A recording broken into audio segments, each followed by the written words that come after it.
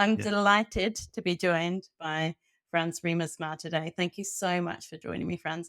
We're really excited to hear about you and your story. Thank you so much for having me, and I hope I can contribute with some of the things that I went through. Definitely from the chats we've had before, I think this could go on for about 2 hours. So it's going to be a struggle just to keep it down to the usual length. But I guess on that note, let's go right back to the start. And I'd just love to hear from you about you and where you are at the moment, business wise. Tell us a bit about your company as well, Martech Tribe. Yeah, MartechTribe is a company that I founded 5 years ago, 6 years ago by now almost. And we are helping companies with benchmarking their stack, their technology. There's a lot of uncertainty, a lot of FOMO, a lot of questions, and I would like to answer them all. I did end up here with actually no clue. So 5, 6 years ago, I started with something that I started calling no strategy. I deliberately have no strategy. I just want to know what people want to know and let them come up with questions to me. So that's what I did. And then I had an Excel sheet of 32 different initiatives and ideas. And the one I'm doing today is not on that list. So I really went crowdsourcing type of thing, listening to people, what questions do they have, and started building a data warehouse with stacks, with solutions, with features, put it in a blender, data science blender. And now I really have a really good idea of which industry needs what type of software at which maturity. And that's how I advise clients at the moment, corporates, brands, and consultancies as well. I would love to dig into what the other 35 ideas were, but I think that would probably be a whole other podcast. So maybe that's one for over a coffee one day. This podcast, friends, is all about really the inspiration that someone like you can offer our audiences and how they can learn from the journey that you've taken, the lessons that you've learned along the way. But we know that you didn't just get here by accident, and we're always really interested to hear who our guests are inspired by. Who have you learned from along your journey? Ooh, let's talk about the pivotal ones. I have been an entrepreneur pretty much all my life, but every now and then I have been in a job. Sometimes they seduce me to. And what happened is that I often was listening to the radio in my car, and then people said something on the radio, thank God it's weekend. I was like, what have you been doing those 5 days then? And why are those 5 days not worth living? Or Yeah, enjoying. So I read the yeah. book from Timothy Ferriss, 4 Hour Work Week, and there's a lot of good tips in there, like a media diet. So less and less media. So you free up your mind and you start thinking about what is it I really want. And it was like more quality time.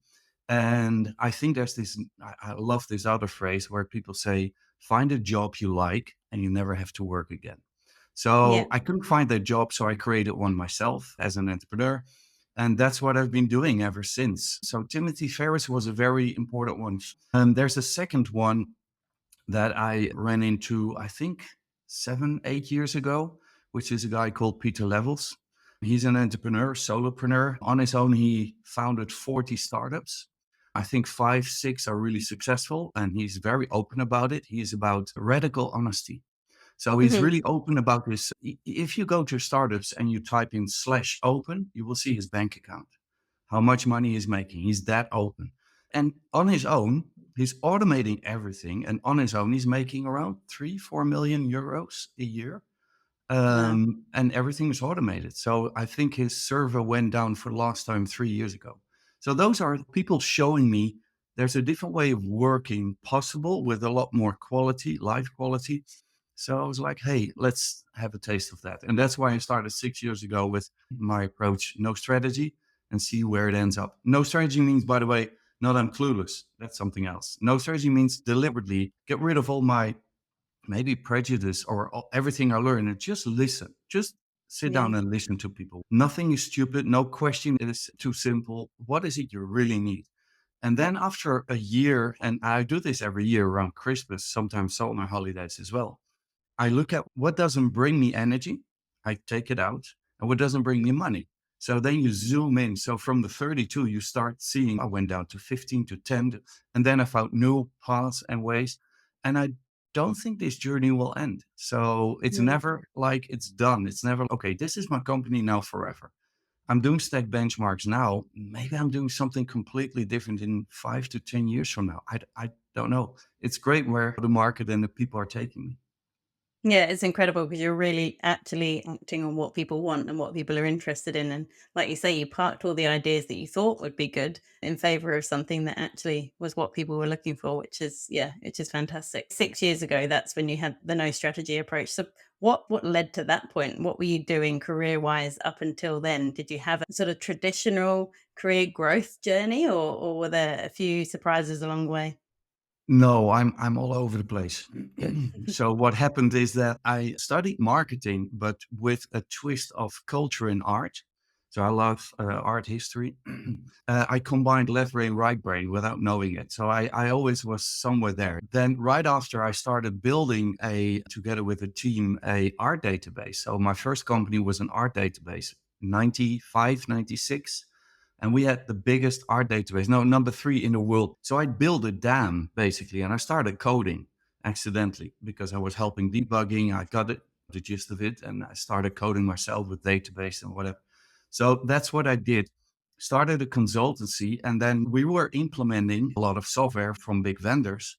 And then one of those vendors said, "Hey, this is funny. You implement our software faster than we can ourselves. And something is not right because we have the software developers and you don't. You can't even access the source code. So, what is your secret?" So, what we're doing is just focus on what the client wants, really wants. And we also tell them this is not possible. Actually, you shouldn't be doing that in this tool because maybe over engineering and too much relying on the software. Clients like that. So, we focused purely on the business problem and what are you trying to solve? And then, oh yes, this you can solve with a process and this with technology. And clients love that. So we built a methodology around that, which was called Smart Launch. How can you switch your tool on in the shortest time possible? And we reduced the lead time that was 6 to 9 months to 3 months. And the consultants were implementing back in before I started only with two, and we made it to six accounts that they could implement simultaneously. So there was an Yeah. incredible improvement. So this gentleman said, "I would like you to work for me." And I was like, "I'm an entrepreneur. I'm not going to work for a boss." And then it slipped my tongue and I said something like, "Make me an offer I can't refuse." I thought that was a cool statement, but he did. So I couldn't refuse. And I worked for 4 years in Germany as head of Awesome. R&D for the company, also consultancy and system integration. Yeah, and we managed to double the revenue with the approach in a couple of years. And after 4 years, I left. That's when I started MartechTribe. Yeah. Yeah, nice. And so was you alluded to that there, but was it about just really understanding the parts of the software that you needed, not wasting time, energy, money on the parts of the software that really weren't relevant and just staying really laser focused on your problem? Is that kind of how you helped Yes. people to understand how to implement it faster? Yes. Yes. Maybe as a mental picture, I'm using the hype cycle a lot. So the hype Mm, cycle is what Gartner, I think yeah. 20 years ago, already said something like new technology we embrace first we ignored, like AI. Gen AI, it was long before last year, the year before. It was Mm, there. So we ignored it. And then suddenly now it's everything.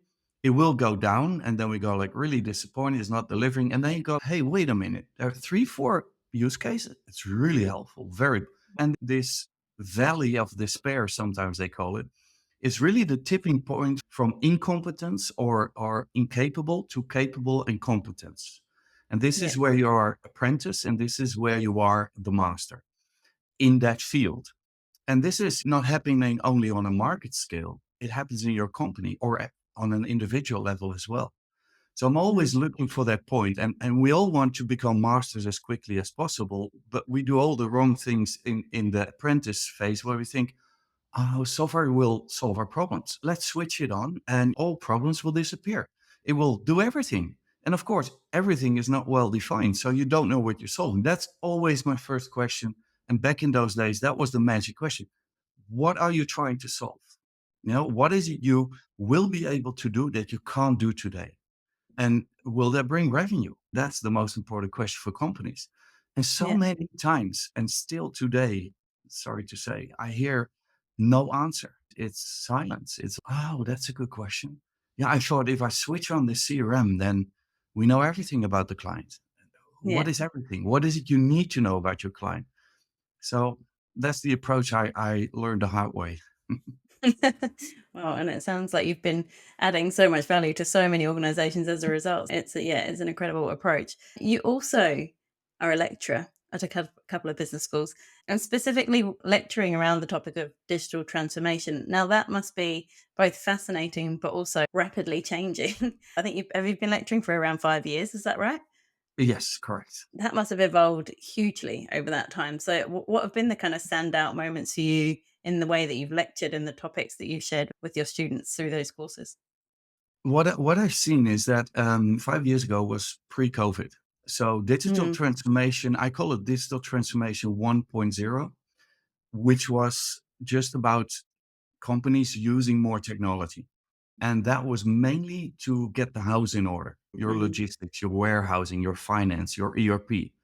So I call it company technology. It was inwardly focused. And that's where a lot of things went right, but it was the wrong education for the second phase, which is digital transformation 2.0 during COVID, where we suddenly couldn't, visit our clients anymore and they had to do everything remote.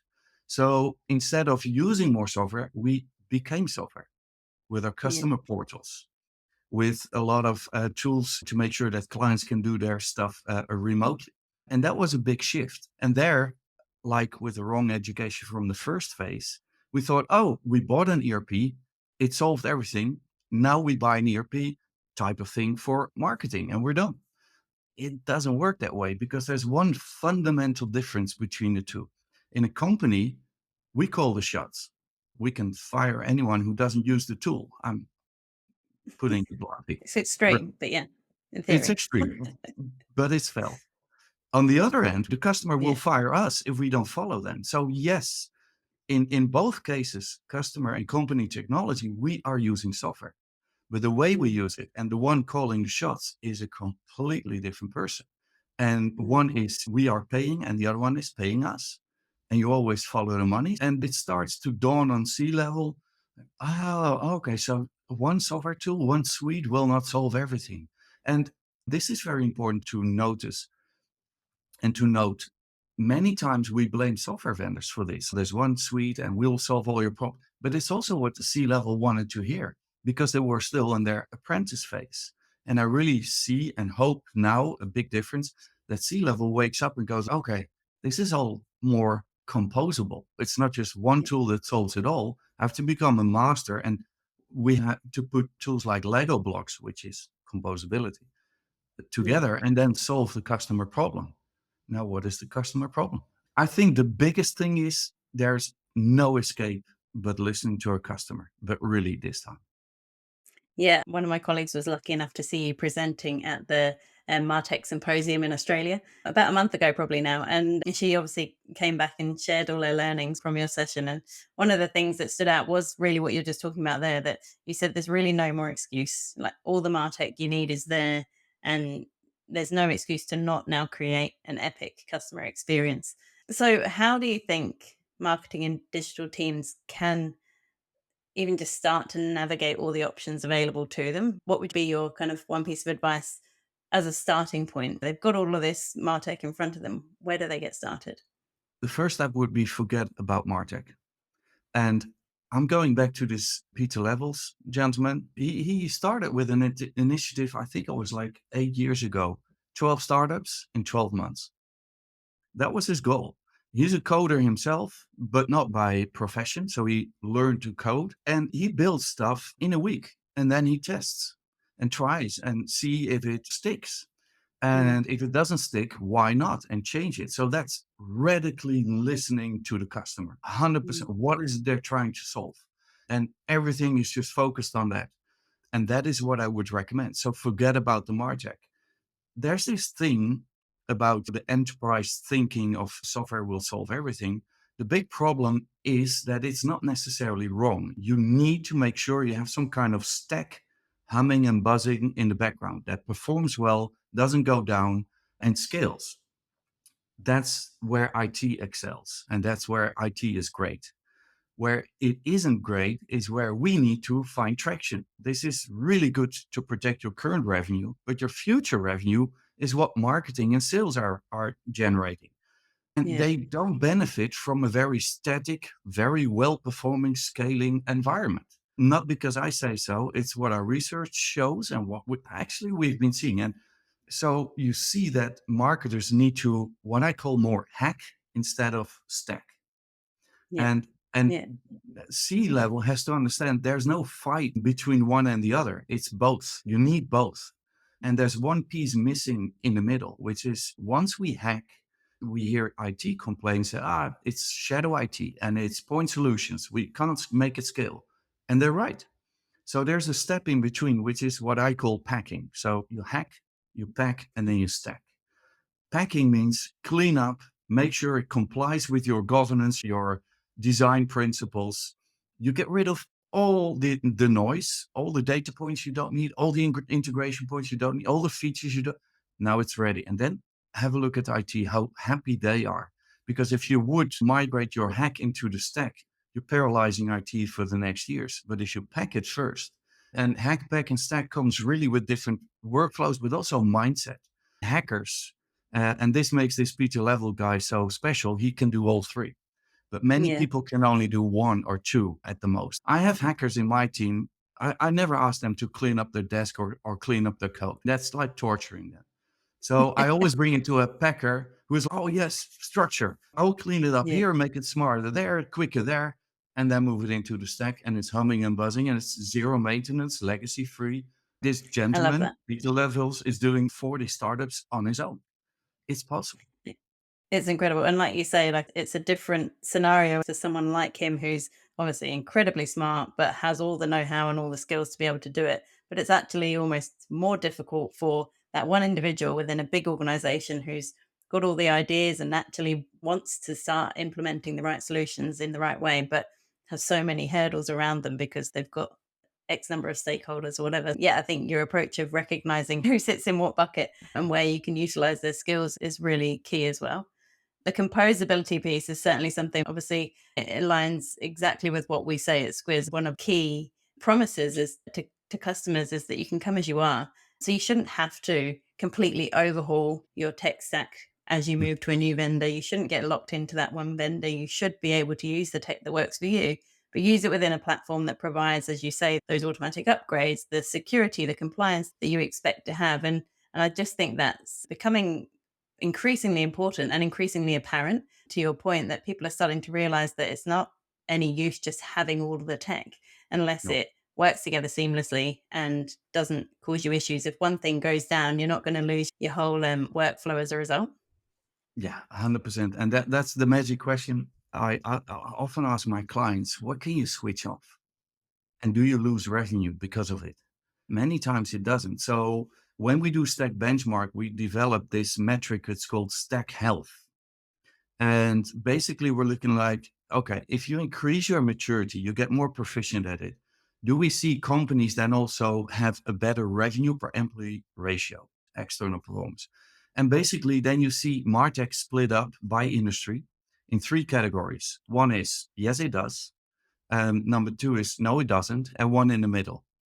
And I can confirm there's so much Martech that you don't need and it's slowing you down because that's what people think. Oh, it's maybe not harming. It is Yes. slowing you down. You have to maintain it. You have to have people working there. And all the time you're working with Martech, honestly, you're not looking at the client. You're a techie.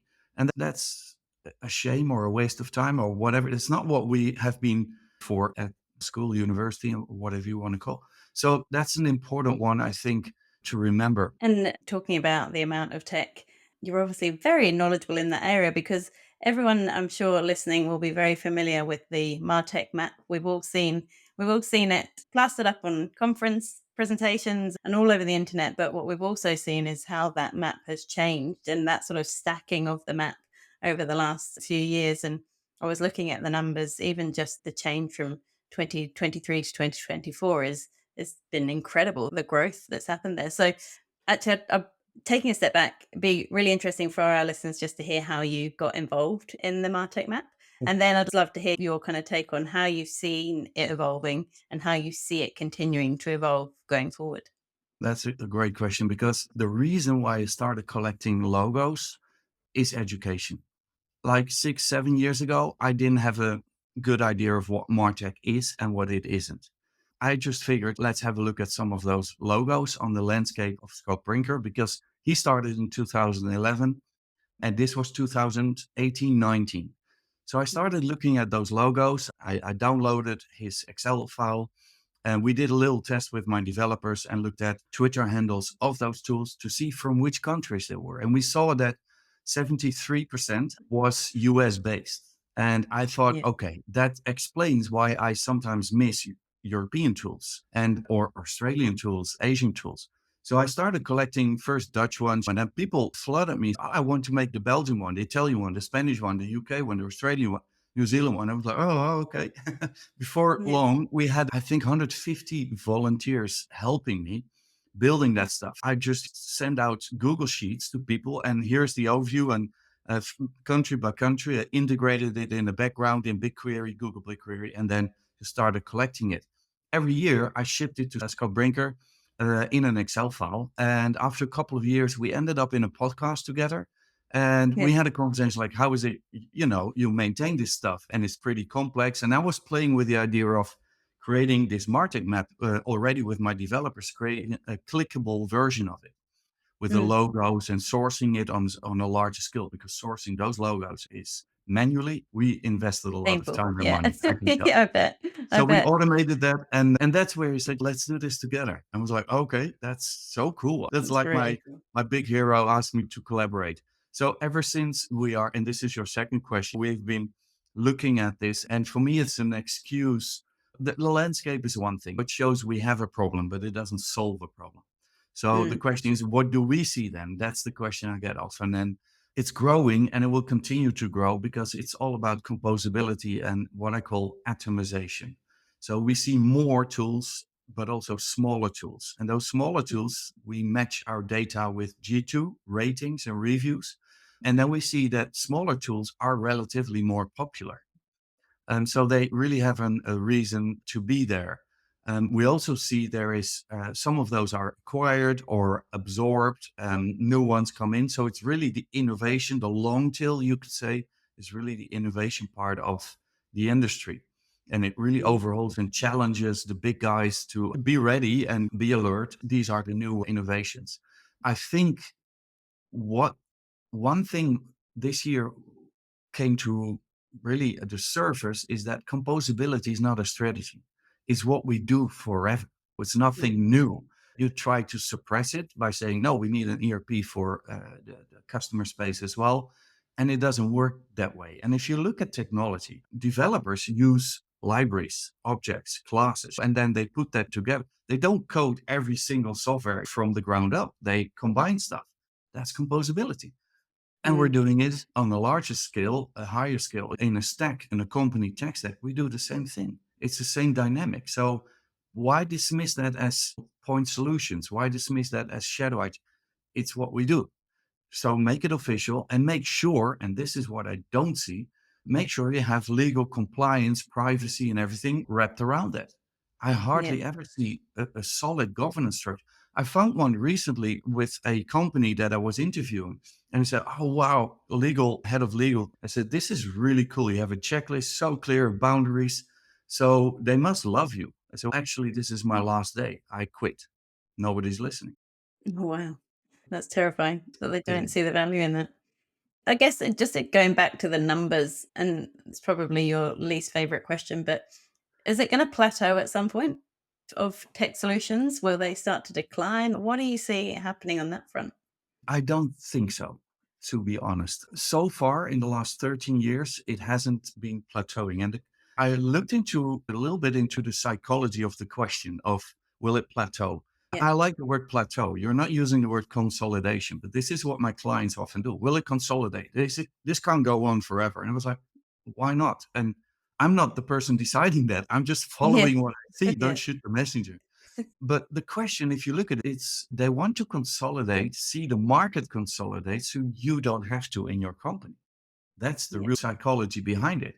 Yeah. So we're afraid of making decisions. This is good software and this is not. And this is why in my stack health, I always see that if you bring down just the tools down that don't deliver value, you don't even have the luxury of and the resources to do that. So just Yeah. shift those to your core stack that really brings value and then make those decisions. And I think in the next years, we'll see that people are more mature and willing to take those decisions. So I don't think the landscape will plateau. I think, and you've seen maybe some of the graphs of Scott Brinker. We are now working on the Martech for 2025 report in June, December. And you already Mm. see that there is a long tail, but that long tail is the market. It continues Yeah. inside your company because we can build tools there as well. And we build microservices and stuff for integration. So, and those are not even on the Martech map. So you might say, okay, where will it end? And it starts to blur. GPTs built with ChatGPT, there are 3,000 that we left out, but were Well, Martech related. So yeah, we have to debate about what is then Martech and what is not. But the lines are yeah. blurring because, between inside and outside your stack, in and outside your company. Yeah. Yeah. And you mentioned there Chat GPT. What sort of impact has AI had on the map? And again, how is it going to impact things going forward? Will it start to influence what that map looks like, do you think? Yes, I think it helps accelerate the atomization. And Mm. that might sound scary, but embrace it, please, because it's pure innovation and it's humankind at its best. We're trying to do stuff, and the stuff that doesn't work will die. So don't be afraid. We see three different ways it impacts Martech, the Martech landscape. One is a lot of isolated tools, innovative, long tail. That's one. The second one is embedded in the incumbent tools that are out there that are upgrading their functionality and features, replacing bits and pieces, maybe with a chat bot or a chat Mm. box. The third one is really where challengers will maybe come up with a completely new concept of what is a marketing automation tool or a CRM, or maybe a CMS. And I've seen already two examples where with they replaced the website with just a chatbot, and you can ask any question about that company because they put everything of their website inside the model, and now you can ask any questions. No website anymore, radically and spoken, and it's getting closer to what does the client really want, what's on their mind. So we're flipping it from what is it I want to tell my audience as a brand, going into what is it they want to hear? What is it you want to know? And that's going to be shocking, but a nice exercise.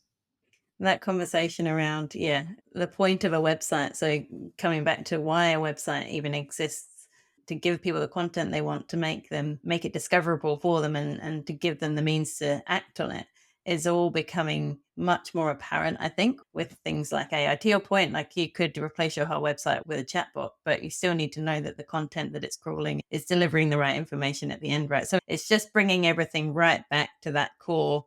What are you even trying to do? Because you've got to get those basics right before any of that tech is going to help you deliver what the customer wants. I think it is a fascinating point, and something that we looked at in our trends report for this year. So back at the beginning of this year was all about how you basically just need to park that concept of long-term planning, because you Yeah. just don't know. You cannot plan for a year ahead, let alone 5 years ahead, as you might have done, particularly from a sort of digital transformation perspective.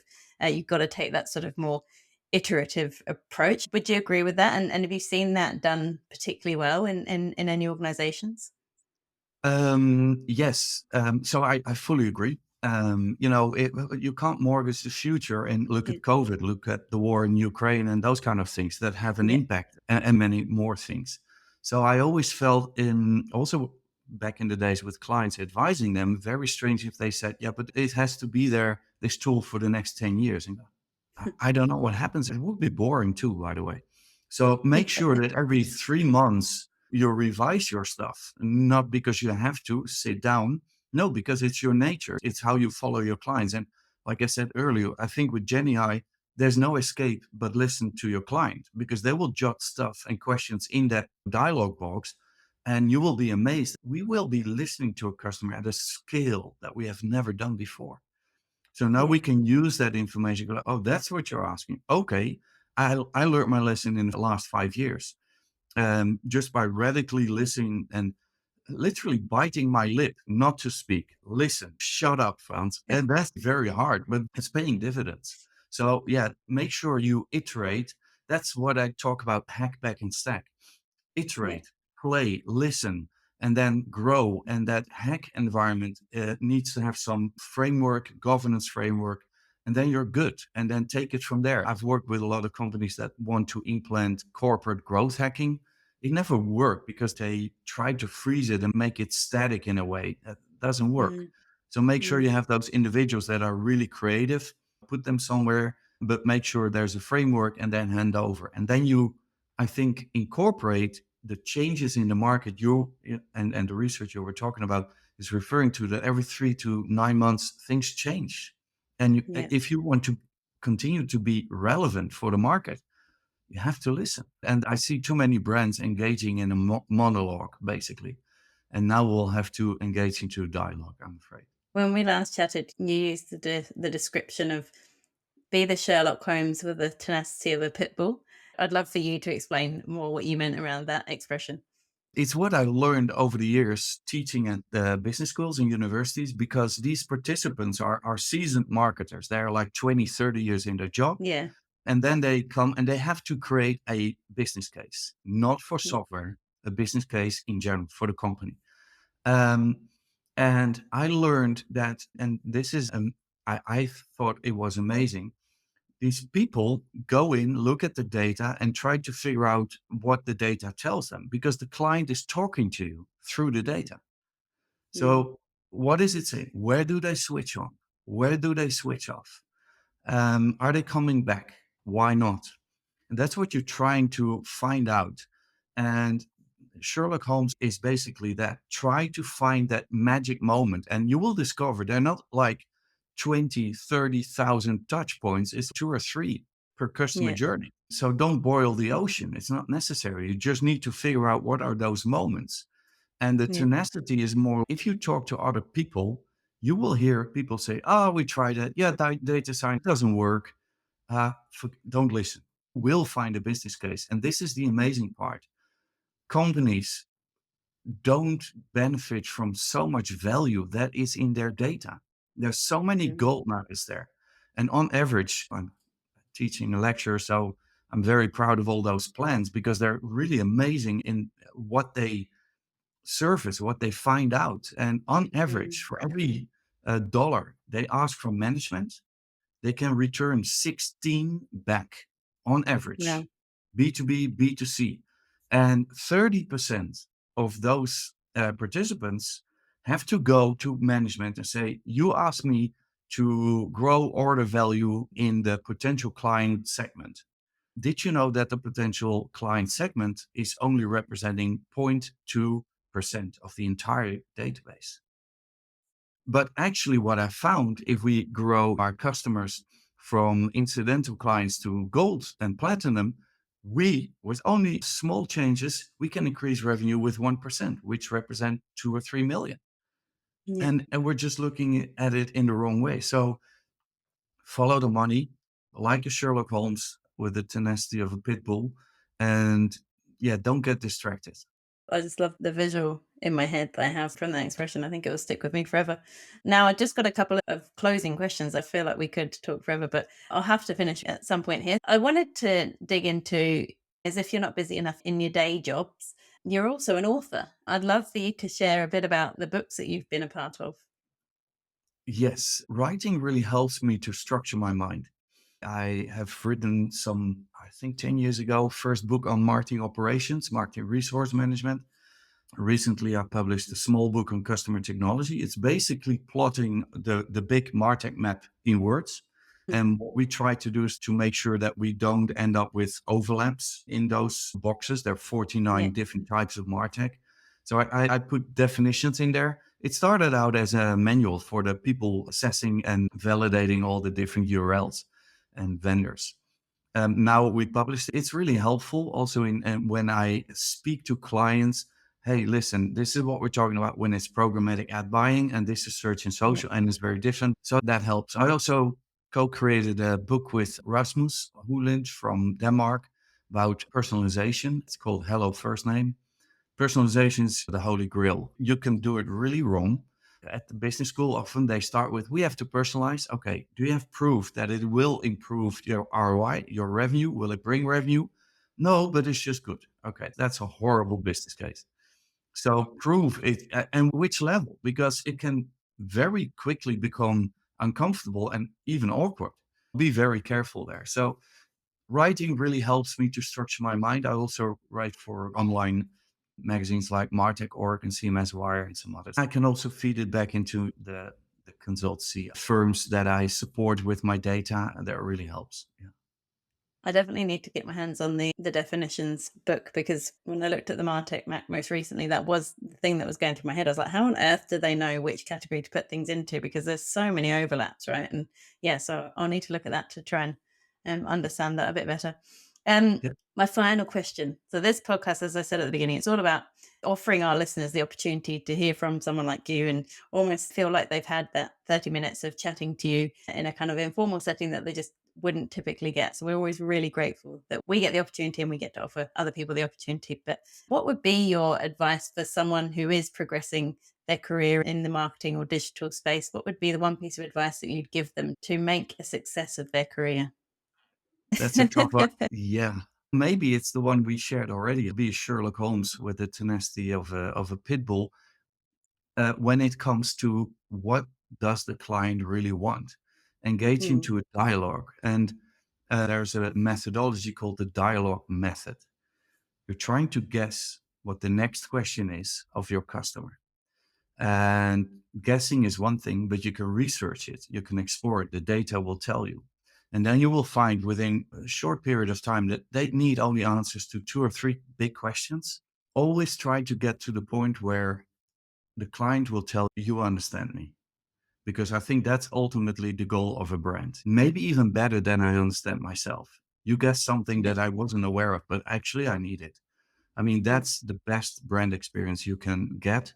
So aim for that, like a Sherlock Holmes and the tenacity of a pit bull. I love that. I love it. Thank you so much. I really appreciated your time, Franz. And yeah, so much more we could talk about. So maybe we'll have to get you back in the future to dig into a few other topics. My pleasure, Lorna. Thank you so much for having me. I really enjoyed it.